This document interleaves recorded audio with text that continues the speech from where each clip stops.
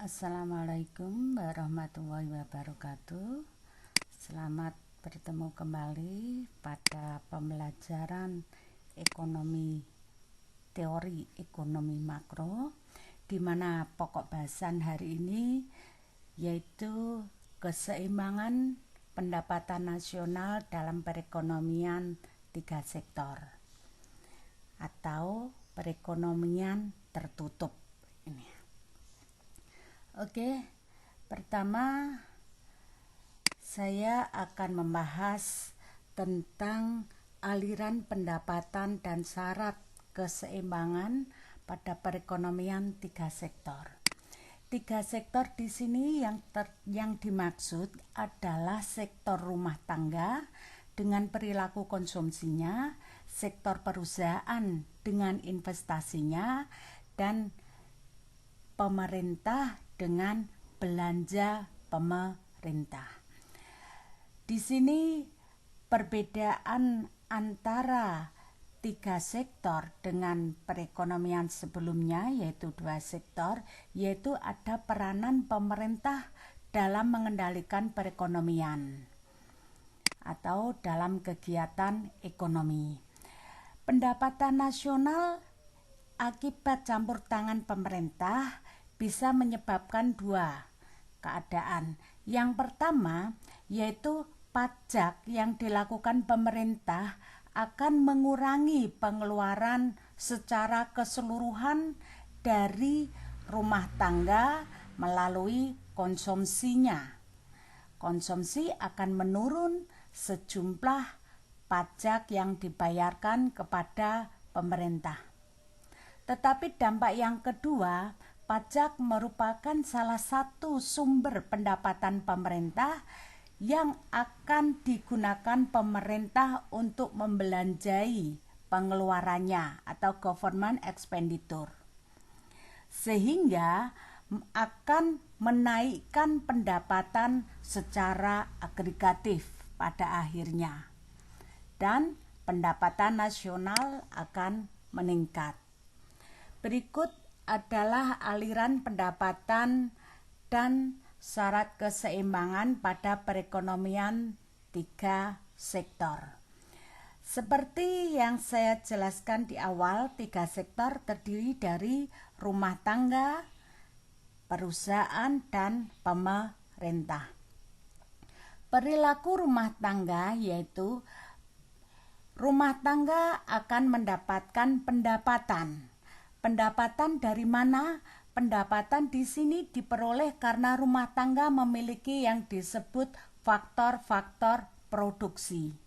Bisa berupa gaji kalau arahnya tenaga kerja, gaji dan upah. Bisa berupa pendapatan sewa kalau dia memiliki gedung, sawah, lahan, dan lain sebagainya. Bisa berupa bunga kalau dia mempunyai deposito, dan berupa keuntungan kalau dia seorang wirausaha. Nah, pendapatan dari kepemilikan faktor produksi ini diperoleh dari perusahaan atau bisa juga dari pemerintah. Pendapatan ini akan dipakai oleh rumah tangga. Yang pertama yaitu membayar kewajiban-kewajiban berupa pajak kepada pemerintah. Yang kedua akan digunakan untuk berkonsumsi. Berkonsumsi adalah pembelian barang dan jasa untuk dikonsumsi, digunakan sendiri. Sementara kalau ada kelebihan akan di-saving ke sektor perbankan. Nah, kemudian perusahaan dari mana pendapatannya ini? Perusahaan yang pertama yaitu dari konsumsi rumah tangga dan dari belanja pemerintah. Selain itu, perusahaan akan meminjam modal dari sektor perbankan. Fungsi perbankan adalah intermediasi antara pihak-pihak masyarakat yang kelebihan dana untuk dipinjamkan ke masyarakat yang membutuhkan dana, di mana di sini penanam modal akan meminjam untuk investasi. Untuk dipakai sebagai apa? Untuk membiayai operasional dari perusahaan. Nah, pendapatan tersebut yang pertama digunakan untuk membayar pajak kepada pemerintah, kemudian juga untuk membiayai biaya operasionalisasi dari perusahaan tersebut. Demikian juga pemerintah. Pendapatan pemerintah salah satunya adalah dari pajak yang dibayarkan rumah tangga maupun yang dibayarkan perusahaan. Nah, pendapatan di sini yang pertama yaitu digunakan untuk membayar gaji dan upah. Selain itu dipakai untuk belanja pemerintah. Nah, sehingga dalam aliran pendapatan 3 sektor ini, di mana pendapatan besarnya akan sama dengan konsumsi dan investasi serta pajak. Nah, konsumsi plus investasi serta belanja pemerintah. Nah, syarat keseimbangan perekonomian 3 sektor dari pendekatan penawaran agregat sama dengan permintaan agregat. Penawaran agregat di sini yang dimaksud adalah national income. Bisa berupa produksi barang dan jasa yang diciptakan pada perekonomian tersebut pada tahun tertentu, atau berupa gross domestic product, gross national product, atau national income itu sendiri. Sedangkan permintaan agregat adalah permintaan dari perilaku ekonomi pada perekonomian tersebut, yaitu rumah tangga dengan konsumsinya, perusahaan dengan investasinya, dan pemerintah dengan belanja pemerintah atau government expenditure. Nah, selain itu, pendapatan nasional ada 3 tujuan, yaitu apa? Konsumsi, saving, serta kewajiban membayar pajak. Nah, ini yang membedakan 3 sektor dengan 2 sektor, yaitu ada peranan pemerintah melalui pendapatan pemerintah bersumber dari pajak dan pengeluaran pemerintah berupa belanja pemerintah. Sehingga pendapatan nasional akan berlaku juga dari pendekatan selain penawaran agregat sama dengan permintaan agregat, juga berlaku suntikan pada perekonomian sama dengan bocoran pada perekonomian. Yang disebut suntikan adalah kalau variabel tersebut diperbesar akan berdampak meningkatnya pendapatan nasional pada perekonomian tersebut. Contohnya, misalkan variabel investasi. Kalau pada perekonomian investasi ditambah atau meningkat, harapannya ke depan pendapatan nasional akan meningkat. Demikian juga belanja pemerintah atau government expenditure. Kalau diperbesar, harapan dari kebijakan fiskal tersebut, national income kita ke depan akan meningkat. Sementara yang dimaksud dengan variabel bocoran pada perekonomian adalah kalau variabel tersebut diperbesar, ditambah, maka pendapatan nasional ke depan akan menurun. Contoh dari variabel bocoran pada perekonomian nasional adalah saving maupun tax, yaitu pajak. Pembayaran pajak akan mengurangi konsumsi, Sehingga kalau konsumsi menurun akan berdampak secara keseluruhan, pendapatan juga bisa menurun. Nah, pajak atas konsumsi dan tabungan, bagaimana pengaruhnya? Pengaruh dari pendapatan yaitu disebut pendapatan disposable. Apa itu pendapatan disposable atau pendapatan pribadi ini? Yaitu seluruh pendapatan kita setelah dikurangi kewajiban membayar pajak, baik pajak langsung maupun tidak langsung, serta ditambah transfer payment atau subsidi yang diterima dari pemerintah. Nah, pengaruh pajak itu sendiri atas pendapatan disposable atau disposable income, yaitu pajak yang dipungut akan mengurangi pendapatan sebesar pajak yang dibayarkan, yang pada akhirnya akan mengurangi atau menurunkan disposable income kita, sehingga konsumsi dan saving juga akan berkurang pada berbagai tingkat pendapatan. Nah, sekarang kita akan bahas jenis-jenis pajak. Pajak dapat digolongkan langsung dan tidak langsung. Langsung apabila pembayaran pungutan pajak tersebut langsung dikumpulkan dari wajib pajak ke pemerintah. Misalnya apa? Misalnya pajak pendapatan, pajak bumi dan bangunan. Sementara pajak tak langsung adalah pajak yang bebannya boleh dipindah tangankan kepada pihak lain, misalkan pajak penjualan.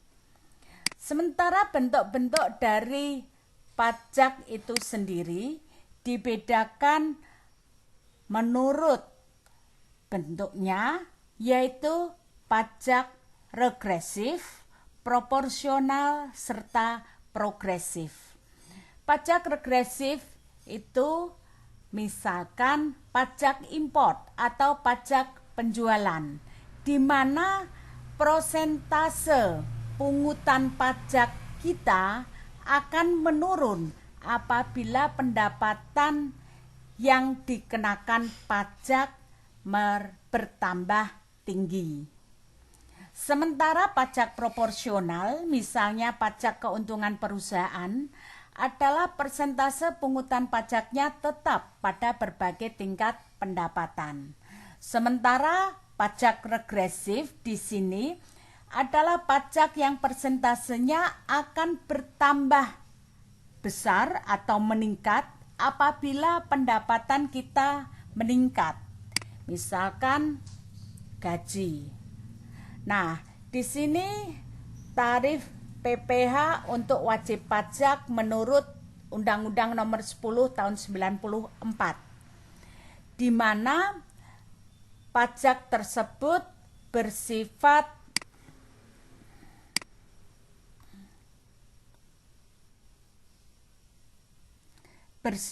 progresif, yaitu kalau pendapatan kita dari 1 sampai 25 juta untuk pendapatan badan, maka kena pajak 10%. Kalau pendapatan antara 25 sampai 50 juta adalah 15%, meningkat 15%, lebih tinggi dari 10%. Dan kalau di atas 50% menjadi 30% kena pajak. Kemudian apa yang dimaksud dengan MPC dan MPS? Marginal propensity to consume dan marginal propensity to save. adalah kecondongan mengkonsumsi marginal pendapatan disposable ini, atau bertambahnya konsumsi pengeluaran karena bertambahnya pendapatan disposable. Sementara kecondongan mengkonsumsi marginal dalam pendapatan nasional ini adalah bertambahnya konsumsi karena bertambahnya pendapatan. Di sini berlaku kalau delta tersebut bertambah atau delta tersebut bisa juga berarti menurun. Nah, berikut adalah contoh, misalkan pajak yang dipungut sebesar 0,2 atau 20% dari pendapatan. Kalau pajaknya 20% dari pendapatan, berapapun pendapatan kita akan kena pajak 20%. Sementara marginal propensity to consume-nya adalah 75%, maka berapa besarnya MPC pendapatan nasional? Nah, ini bisa dicari dengan masukkan rumus di sini, yaitu 1 dikurangi dengan 20% atau 0,8 dikalikan MPC, yaitu 0,75. Maka MPC dari pendapatan nasional kita akan ketemu sebesar 0,6 atau 60%. Nah, sementara analisis pajak konsumsi dan tabungan secara aljabar atau secara rumus ya, pengaruh pajak dibedakan ada 2 pendekatan, yaitu pajak tetap.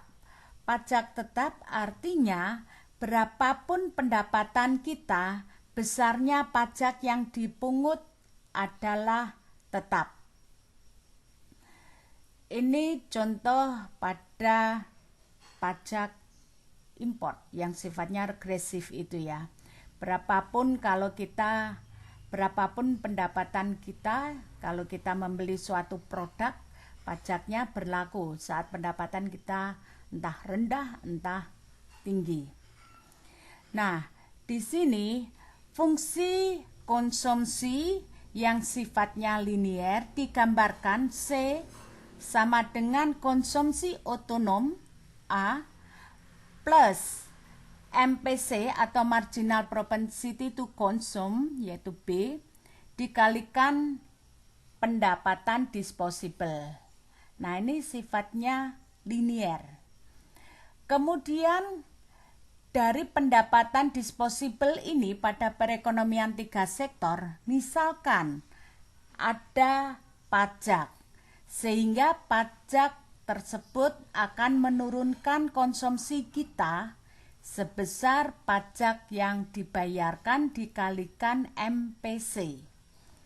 Maka fungsi konsumsi sesudah pajak menjadi C sama dengan A plus B dikalikan pendapatan kita dikurangi pajak yang harus dibayarkan, menjadi seperti ini. Demikian juga pada fungsi tabungan, yaitu fungsi tabungan ini minus A atau minus konsumsi otonom ditambah dengan MPS, marginal propensity to save. Berapa besarnya MPS? Yaitu 1 dikurangi dengan MPC, marginal propensity to consume, dikalikan dengan pendapatan yang dikurangi dengan pajak yang harus dibayarkan. Menjadi seperti ini rumusnya. Ini berlaku untuk pajak tetap. Nah, bagaimana kalau contoh penghitungan fungsi konsumsinya 90 plus 0,75 yaitu MPC-nya dikalikan pendapatan disposable. Nah, pendapatan disposable ini adalah pendapatan yang masih ada unsur kewajiban pajak. Sehingga pendapatan disposable harus diubah menjadi pendapatan dikurangi dengan besaran pajak. Ini 40. Nah, bagaimana konsumsi setelah pajak? Berarti 90 plus 0,75 dikalikan pendapatan Y dikurangi dengan pajak 40. Ini dimasukkan ke dalam rumus di atas, rumus ini. Kemudian, bagaimana kalau pajak sifatnya proporsional? Yaitu di sini pajak besarannya prosentase tertentu pada berbagai tingkat pendapatan. Nah, pajak yang proporsional ini disimbolkan dengan huruf T kecil dikalikan berapa besarnya pendapatan nasional kita. Rumusnya sama seperti pajak tetap pada fungsi konsumsi, cuma perlakuan pungutan atau pengaruh dari pajak itu sendiri yang berbeda. Misalkan fungsi konsumsinya digambarkan C sama dengan konsumsi otonom plus MPC atau marginal propensity to consume dikalikan national income. Nah, kalau fungsi konsumsi sesudah pajak berarti national income atau pendapatan nasional disposable ini akan dikurangi dengan pajak. Menjadi seperti Y dikurangi dengan pajak proporsional T kecil dikalikan Y atau pendapatan nasional. Sehingga menjadi seperti ini. Demikian juga berlaku untuk fungsi tabungan. Sehingga pada akhirnya fungsi konsumsi sesudah pajak adalah misalkan dalam rumus kalau konsumsinya 90 plus 0,75 Y disposable, pajaknya pajak proporsional besarnya 0,2 Y, maka berapa konsumsi setelah pajak proporsional? Maka akan ditulis 90 seperti rumus di sini, yaitu A-nya 90, B-nya 0,75,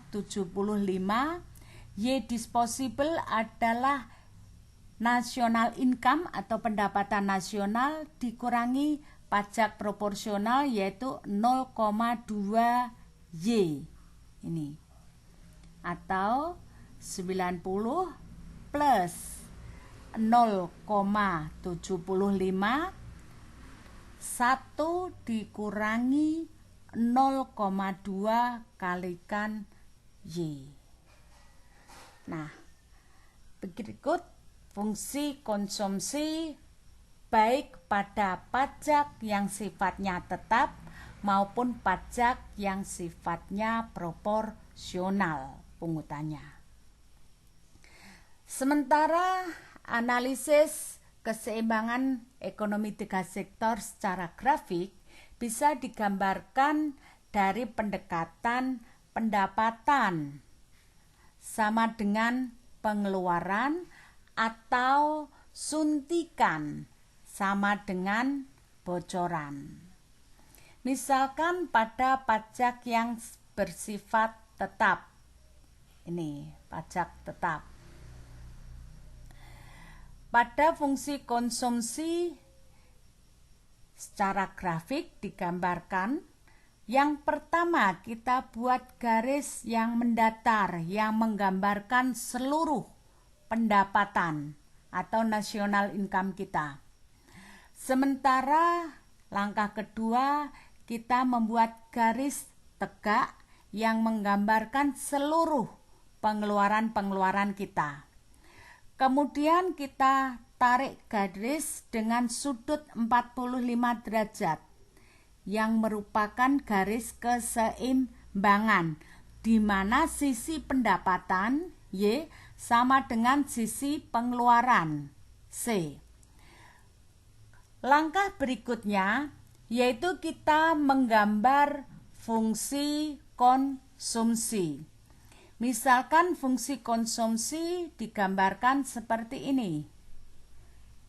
Fungsi konsumsi mencerminkan besaran konsumsi otonom, ini A, konsumsi otonom, plus MPC, yaitu kemiringan dari fungsi konsumsi ini, dikalikan pendapatan nasional.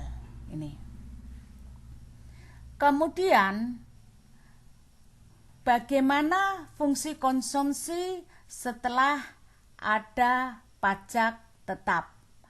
Pajak tetap ini akan menurunkan konsumsi kita sebesar minus B atau minus MPC atau minus kecondongan mengkonsumsi kita dikalikan pajak tetap itu sendiri ini.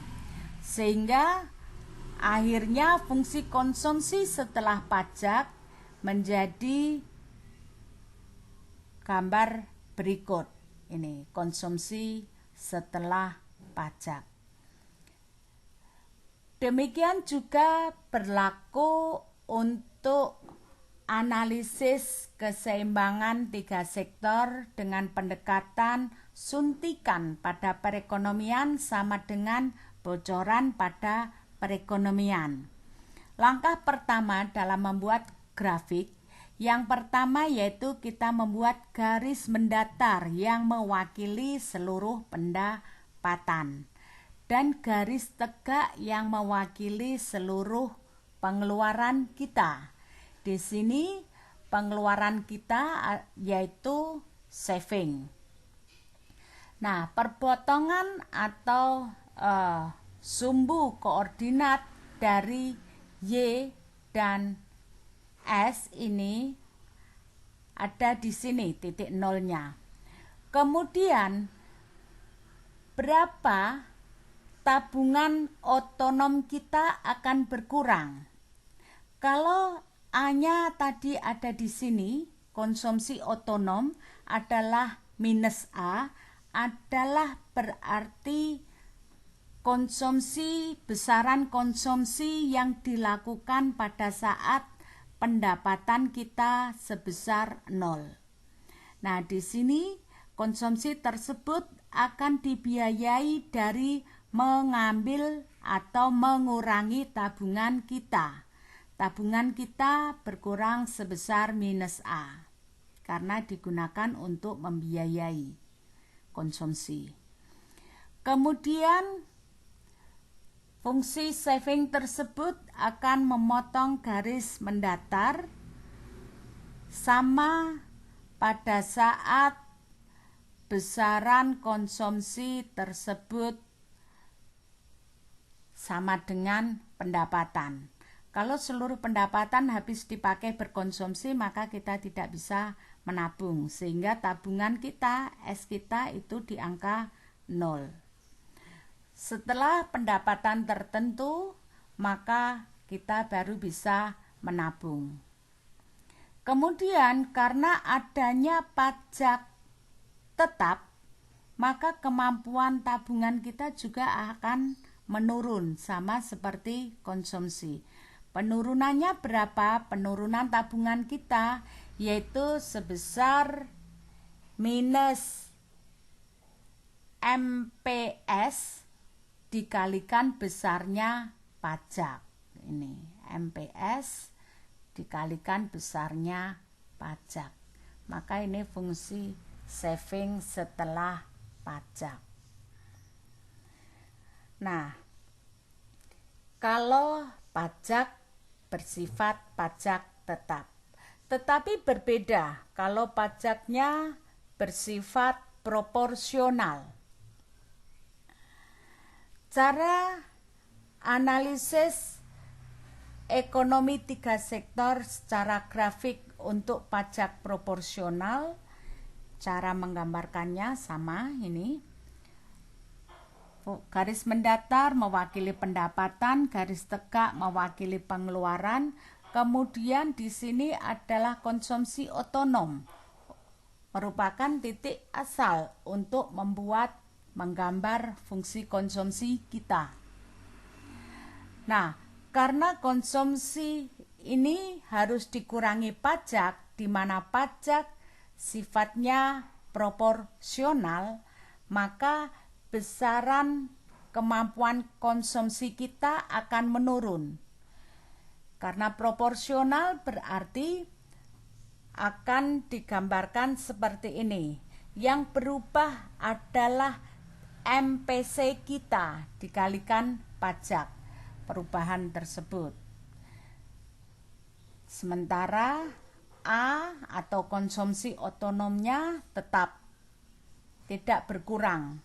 Karena perubahan dari konsumsi otonom adalah 0, maka 0 kalau dikalikan persentase dari pajak akan tetap 0, sehingga A-nya tidak berubah.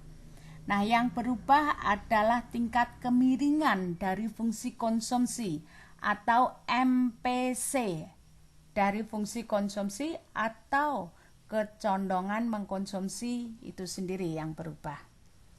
Demikian juga untuk fungsi saving.